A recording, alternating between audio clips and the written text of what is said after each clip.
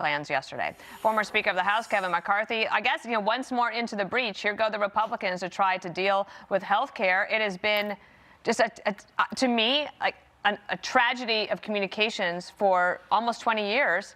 And here they go right back into the trap. That is true. But if you listen to what Senator Schumer was saying, he was literally acknowledging Obamacare has failed. It's made health care too expensive. It's not good delivery. There's not quality. You couldn't keep your doctor. But what we're looking back is now we're on a deadline that the Democrats set up for America.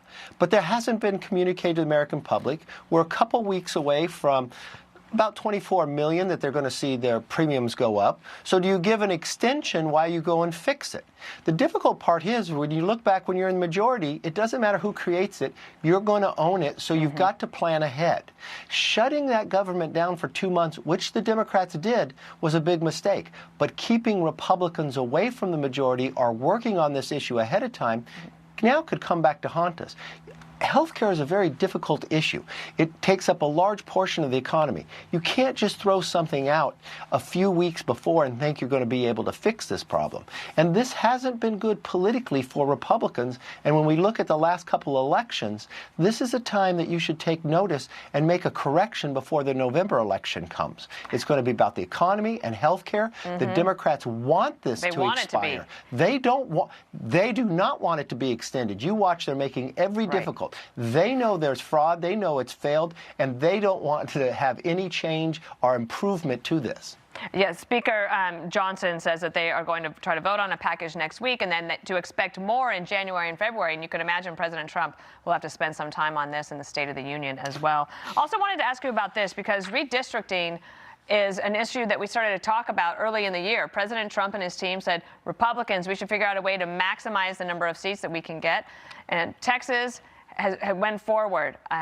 One court said no. The appeals court said yes, those maps can stand, and you can see them there. So a few Republican pickups possibly there. But it hasn't all gone according to plan because California, an effort I know you know well, they're going to go forward. Indiana decided not to do so yesterday. So in the overall scheme of things, how do things look for Republicans or Democrats going into the 2026 elections when it comes to this redistricting effort?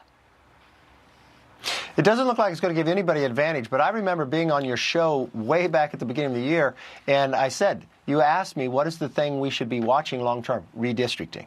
Look, I'm opposed to going about doing the way California did or others. And my very first day in the state legislature in California, I introduced legislation to make it a commission. I think competition is the best way to go. The people should decide who their representatives are.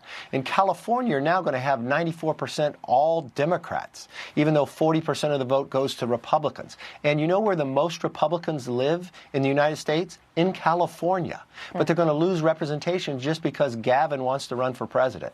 Go out and put a better idea, get better candidates. Look, when Nancy Pelosi was elected Speaker, I was elected Republican leader. In 4 more years, we became the majority by 5 seats. We won 5 seats in California, not by changing lines, but by getting better candidates. We ended up with the most Republican women, the most Republican minorities. We won seats in New York. We won in difficult places because we had better messengers and a better plan. I always think America wins when there's competition. When you look ahead right now to next November, do you have a feeling on whether Republicans can hold on to the majority in the House and Senate?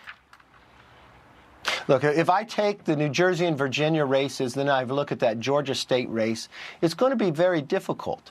But November's a ways away. You are in the majority. You control what can come to the floor. You control what the agenda can be. Stop the bickering internally. Turn this around. Focus on the economy. Focus on the things that affect people day to day, from their safety, from their education, from their health care. And yes, Republicans can keep the majority. Okay. Kevin McCarthy, great to see you. If I don't see you again, Merry Christmas. Merry Christmas to you, too. Thank you.